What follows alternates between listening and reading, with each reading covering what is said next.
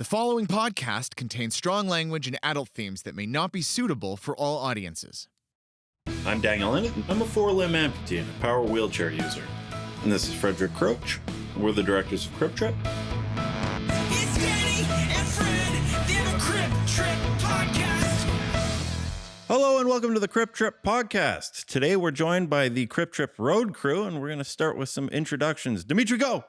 Hey, I'm Dimitri. I'm the location sound recorders for Crip Trip Season 2. Awesome.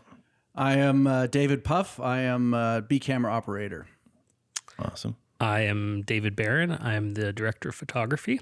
And I'm Frederick Croach. I'm one of the subjects of the documentary. And I am too. I'm Daniel Ennett, and I am one of the main participants and director and executive producer. I like to call you guys stars. Aww. Stars of the show. Yeah. Thank you. The real stars. Yeah. So we've just gotten back. How long have we been in town? I haven't even been keeping track about of a days week. yet. About a week. Yeah. How are you guys feeling post trip? I still feel burnt out. Yeah, same. I feel pretty good. I don't know. Last year was tough on me when I got back, but this year I'm hanging in there. So maybe I'm about to crash, or maybe Yeah. I'm okay. I don't know. We'll find out. How about you, Barron? I'm burnt out. Mm-hmm. I'm tired. Mostly just tired. Not burnt out. I don't think I'm like, yeah, it's a lot. You know, it's a little over a month on the road. Yeah. You know, and it's kind of like you're coming back to like your life and you're trying to remember where you like store the plates in your kitchen and stuff like that. So it's yeah, I'm just kind of, I like to call it reintegrating into society. Yeah. The reclimatization of like normal rhythms. Fred, you're probably having a bit of an easier time with that. With the kiddo. I travel so much for my job. Being home, I don't know the difference. Yeah, this is perfectly normal, to be honest. Yeah, I got into a situation where I was having to hire care workers when I got back, and reintroduced just the inner workings of my care routine to Jerry, and I'm like trying to remember the things because on the road, care work is much more fly by the seat of your pants. That like having all of these useful tools, I'm like, oh wow, yes, convenience. This is nuts.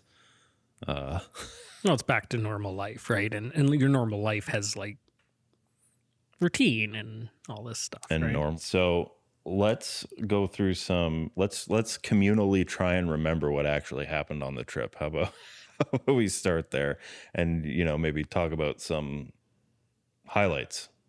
Fred, let's start with you. What were some of your highlights on My favorite part was when I almost killed you in the van. That to me is my favorite part. That's the What's time that say about you? Well, I like making exciting TV, and to me, that's probably the most exciting part of the show. Well, I think it'll be a very important part of it. Dumb that I am, I stopped the van, forgot to put it in park, jumped out, and it kept going.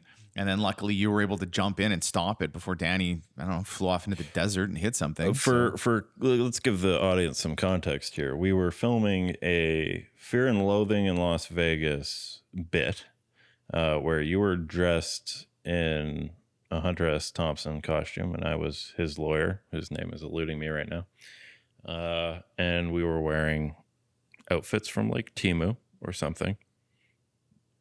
And I had a wig. And you stumbled out of a van and almost killed me in the dumbest outfit humanly possible. So that's awesome, because without scenes like that, I don't think you really have an exciting TV show. You have to do dumb things. And can I almost try and kill you next season? Absolutely, man. Absolutely. I mean, you took a shot at him on a golf course. That was fun. That's true. You did run me over. You knocked him over. You ran him over a few times in this show. Yeah. I feel like you have less patience for Fred these days. Yeah, I just learned that no amount of words. No. There's no Spare amount the of, rod, spoil the child. Exactly. See, you get it. I do not get it. I'm not with this man. Dimitri, what about you? What are some moments from the trip that are memorable? Really memorable moment was like Danny firing that 50 caliber gun. Oh yeah, that happened. I feel like I blacked out because we had to keep tying the string again. right? We went to a firing range. I fired a bunch of unhinged guns ranging from an M4 to a SAW, which is like a belt-fed light machine gun, to eventually they were like, let's try the 50 cal. And I was like, what? But they came up with like a mounted procedure where they put a very sturdy mount in one of their firing tables and then literally just tied a string to my arm. And with that one, because we kept retying the string, the lengths and how far I would have to pull changed every gun. So when I fired, it kind of surprised me. And you guys were all like, oh, damn. It, flooded the room with smoke. And I wasn't there. I was too hungover. yeah. Yeah, I just skipped that morning. What was it like being in the room when that thing was firing? Kind of felt like a punch in the chest almost. Yeah, physically, I could feel my heart getting hit, and then it was just like a waft of gun smoke, gun smoke, like gunpowder smell, like in a way that I've never felt from a gun, where it's like you feel the warmth of this smoke coming over you. It was pretty wild. The gunpowder smell was extreme. Yeah, I feel like if I was on an old battleship or on a battlefield, that's what a cannon would have felt like. Totally. Is what it felt like. Yeah. Yeah. Yeah. Bunch of white guys on a couch talking about World War II. It always happens. It's I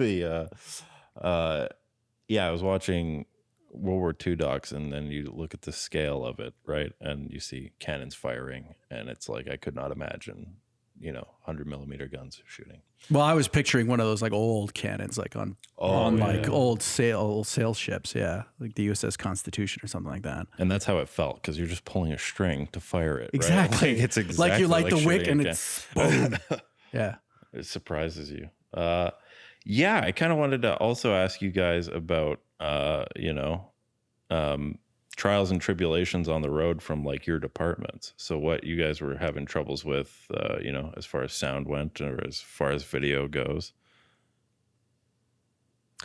If Dylan was here, I'd be like, how hard is it to wrangle Fred and I? And then I would just let him have a 15-minute therapy session. Well, I mean, I think more than technical, like there's not really, like technically this show we make it very shootable. It's very much about being like nimble and having, a small camera package and being able to just kind of run around and do stuff. Staying out of each other's shots. Is kind of like one of the bigger challenges. Yeah, but that's just, that's making And then you TV. kind of, you figure out a rhythm after a while. And, and different locations are challenging for different reasons. But, but all the challenges, I guess what I'm getting at is that all the challenges are not those technical things, like we've all done a lot of television before, so the challenges are actually more social, and it's more being on the road every single day for 40 some days with the same people, not being able to get away from them. There's serious dynamics that build up, and wrangling you guys and trying to, when you have 7 of us were on the road together. When all 7 of us are trying to do a thing, it's always a coordination. So it's like even getting coffee in the morning. Sometimes you don't get a coffee because we couldn't quite get enough people or the right vehicles together to grab a coffee.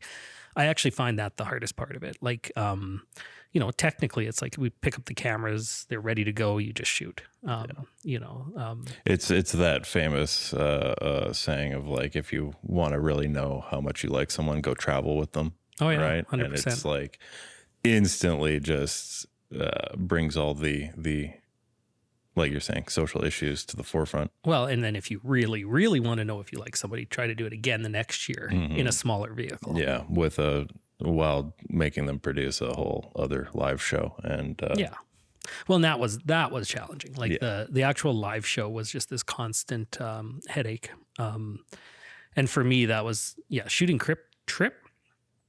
Not a problem. Shooting Crip Trip live was a huge headache. But that was sort of planned. That was the point. Oh yeah, no, it's all by design. I was explaining to my parents actually after I got back, because of course the first thing anybody asks you is, "Oh, how did the trip go?"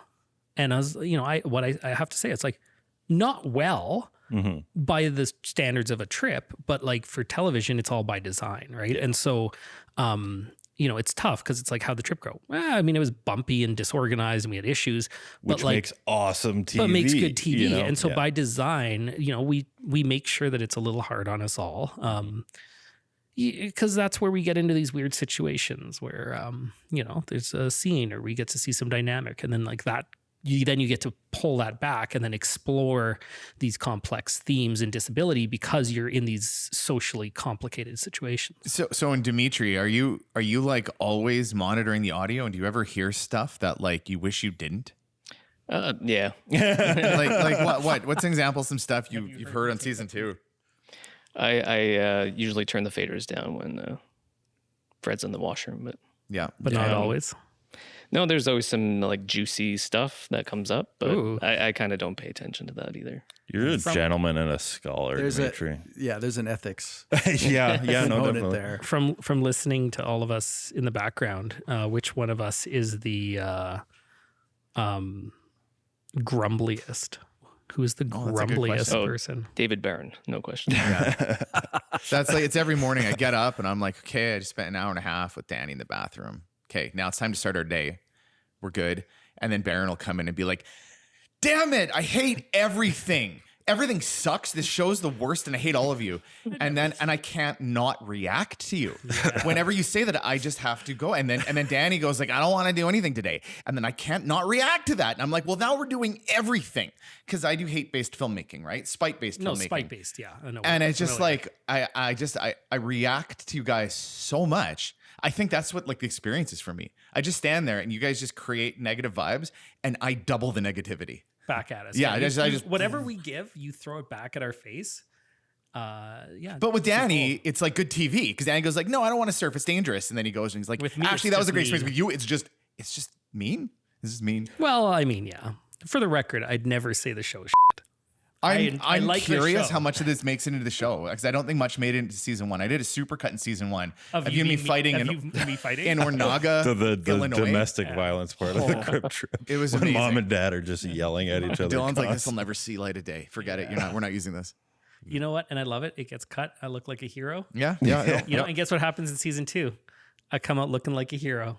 Little do you know, I'm going to show you that at one day. Bold of you to say before antagonize we you start kind of almost cutting. like my little brother. Like I Challenge remember accepted. antagonizing my little brother in the same way. Yeah. I say things to piss you off. I hate that I can't not back down. I just have to. Well, and It's that's little brother syndrome. that's one of the big ironies of Crip Trip, right? Is now we've been on the road so often. We've worked together for like almost a decade.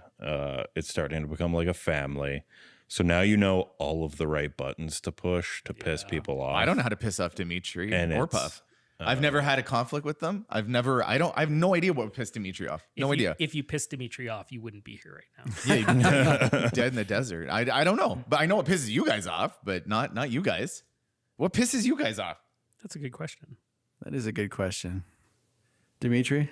I think when we skip lunch, I get a bit. That's a good one. That's a good one. Okay. The maybe the lack of some of the coordination stuff you were talking about earlier. Yeah. When you get 7 people trying to figure things out, it's just like I just half of the people have can I eaten, just half want hadn't, a sandwich and sit down for 5 minutes, Yeah, please. yeah. Can we figure something out? Well, and it was weird. There were times when like 3 people would be like, "I'm hungry. I want to go for lunch."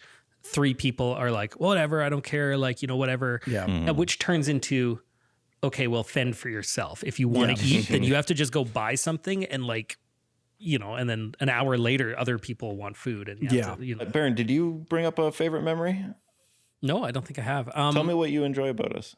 Oh God, Well, that's a different question. Well, about you? No, it's like looking back in the moment, there's a lot of stress, but like looking back on it, it's honestly like a laundry list of good moments. Like we went go-karting, right? And somehow like, yeah, it's a little scene, but then we got hours of go-karting and the whole crew go-karted. That was a Yeah. blast, right? I loved any opportunity we got to bring crew in to engage in shenanigans. Oh yeah, right. I mean, like it's kind of taken advantage of the fact that we're there a little bit, but like even just watching you guys surf was just like it was fun being on a beach at sunset, right? Like the live shows, like they were terrible, they were hard to do, but at the end we did it in front of a bunch of people, and I think the last one's it's a good show.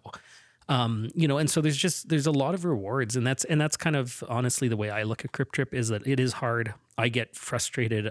There's ups and downs of it. It's like a fucking slog.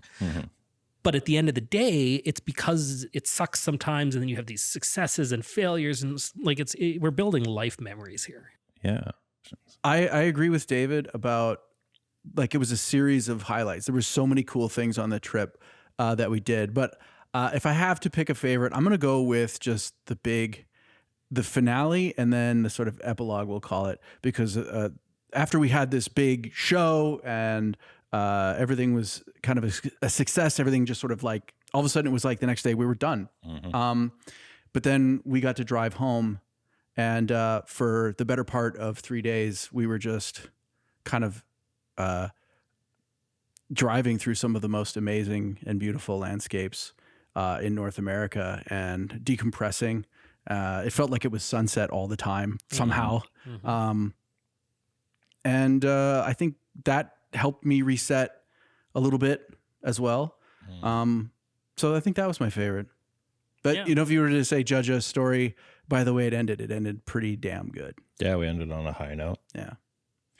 Okay, so there's 2 vehicles on the trip. One is like the Valkyrie that Danny and I are driving in, and there's another, my minivan is the crew vehicle, and the whole crew is in there.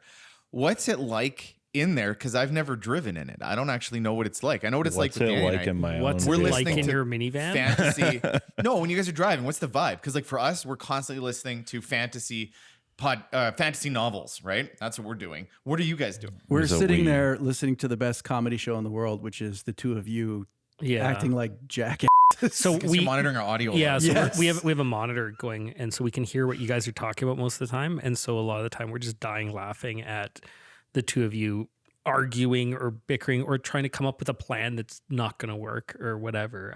Tears. No, Cry it's been laughing. very funny at times. And so we get to sit in the minivan and essentially make fun of your lives. We did leave the Gear should van open for a heinously long time. That's right. Yeah. You guys did lose the bow. Yeah. Oh, You yeah. lost the ball. Yeah. Yeah, that actually happened. That wasn't the first time the back door was left open either. Mm-hmm. No, the first 30 seconds of the show. the back door and the topper were open Yeah. in the first 30 seconds of the show, and you guys lost luggage. That's because when people told me to get in the vehicle, I thought they had locked things. Yeah, I don't even know. That was the last time we ever made that mistake.